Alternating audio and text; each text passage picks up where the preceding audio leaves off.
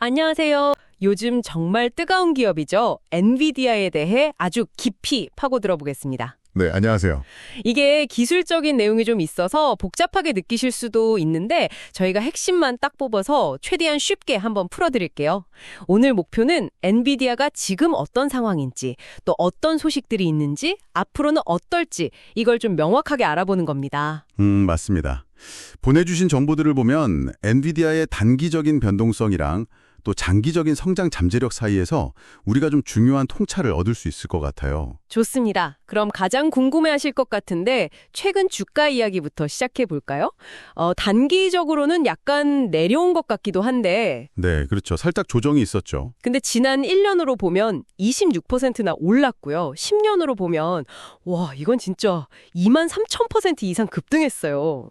정말 대단한 거죠. 네, 엄청난 상승세죠. 현재 주가도 52주 최고가 근처에 있고요. 분석가들은 대체로 괜찮게 보는 것 같은데 목표 주가는 조금씩 다르네요. 네, 맞아요.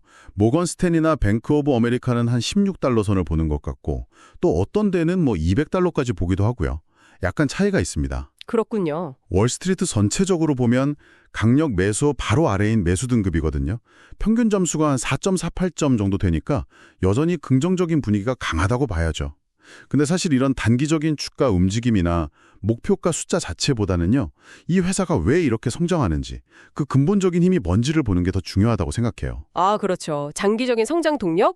마침 그걸 뒷받침할 만한 소식들도 최근에 좀 있었잖아요. 네, 있었죠. 모라클이 오클 AI 데이터 센터에 쓰려고 400억 달러 규모의 엔비디아 칩을 살 거라는 얘기도 있고 또 사우디아라비아랑은 AI 공장을 짓는다고 파트너십을 맺었다는 뉴스도 있었고요. 맞아요. 거기다 일론 머스크도 테슬라랑 xAI에서 계속 엔비디아 칩 쓸 거라고 확인해줬죠. 네네. 근데 여기서 또 흥미로운 지점이 중국 시장입니다. 이게 좀 변수예요. 아, 중국 시장이요? 규제 때문에 좀 시끄럽지 않았나요? 네, 맞습니다. 과거 미국 정부가 첨단 칩 수출을 통제하면서 엔비디아가 중국에서 사업하기가 상당히 어려워졌어요. 시장 점유율이 한때 95%였는데 이게 50% 수준까지 쭉 떨어졌거든요. 와, 95%에서 50%면 타격이 엄청났겠는데요? 그렇죠. 이게 금액으로 따지면 연간 한 17억 달러 정도 매출에 영향을 줄 수 있는 규모입니다. 17억 달러요? 어마어마하네요.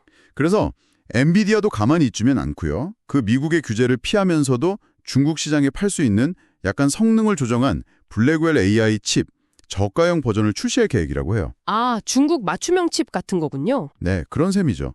그리고 또 하나 주목할 만한 게 엔비디아 CEO 젠슨 황이 트럼프 전 대통령을 약간 칭찬하면서 이전 트럼프 행정부 때 AI 수출 규제가 좀 완화될 수도 있지 않겠냐는 뉘앙스의 발언을 했다는 점이에요. 오, 그건 좀 의외인데요? 네, 만약 실제로 정권이 바뀌고 규제가 완화된다면 중국 시장 접근성이 다시 좋아질 수도 있겠죠.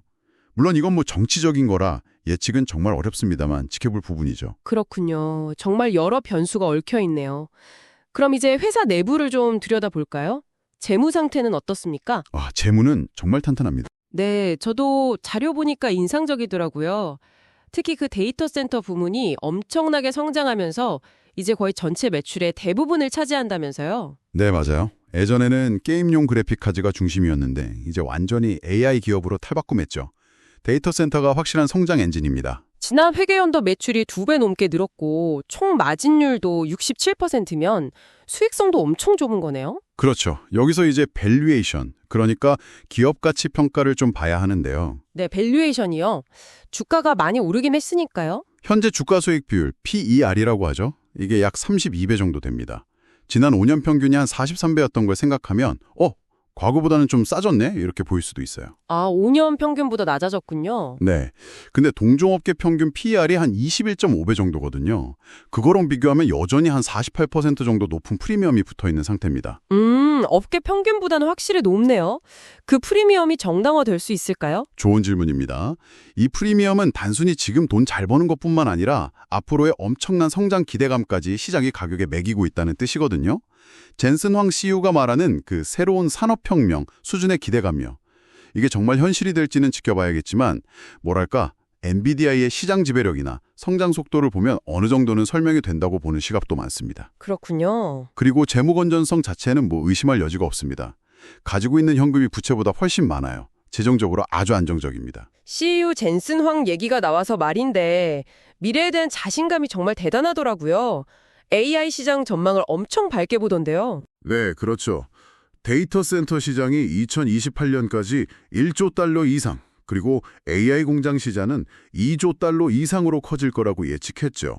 새로운 산업혁명이라는 표현까지 썼고요.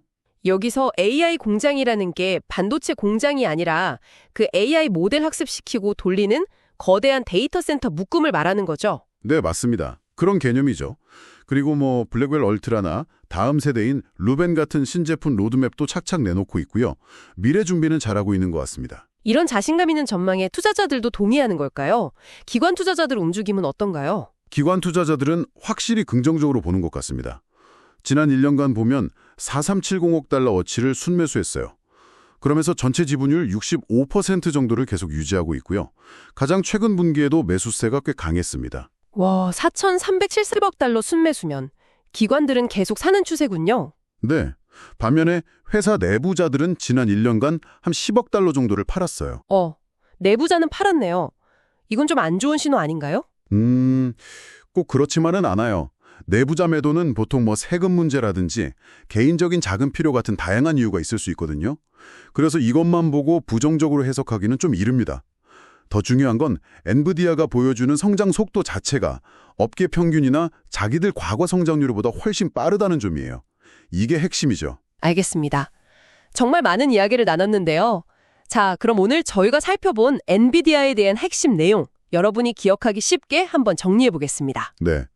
첫째, 단기적인 주가 변동은 있지만 10년간 23,000% 상승이라는 정말 놀라운 장기 성장세를 보여줬습니다. 네, 그렇죠. 둘째, 데이터 센터 사업이 폭발적으로 성장하면서 이제 확실한 AI 기업으로 자리매김했고 수익성도 아주 뛰어납니다. 맞습니다. 셋째, 중국 시장 규제라는 어려운 문제가 있지만 맞춤형 칩 출시 같은 방법으로 적극적으로 대응하고 있고요. 네, 노력하고 있죠. 넷째, 밸류에이션은 과거 평균보다는 낮아졌지만 업계 평균과 비교하면 여전히 높은 프리미엄이 붙어 있습니다. 이건 미래 성장에 대한 높은 기대감을 반영하는 거고요. 그렇죠. 기대감이 크죠. 다섯째, 기관 투자자들은 이런 성장성에 계속 베팅하면서 강력한 매수세를 유지하고 있다는 점입니다. 네, 잘 정리해 주셨네요. 여기서 마지막으로 이런 질문을 한번 던져보고 싶습니다. 네, 어떤 질문인가요? 엔비디아는 스스로 말하는 이 새로운 산업혁명에서 계속 선두 자리를 지킬 수 있을까요? 그리고 지금 주가에 녹아있는 이 높은 프리미엄이 앞으로 기대되는 그 폭발적인 성장을 충분히 정당화할 만큼 합리적이라고 보십니까? 아마 이 질문들에 대한 여러분 각자의 답이 앞으로 엔비디아를 어떻게 바라볼지 결정하는 데 중요한 기준이 될 거라고 생각합니다. 네, 정말 생각해 볼 만한 질문이네요. 오늘 저희와 함께 엔비디아에 대해 깊이 파헤쳐 주셔서 감사합니다.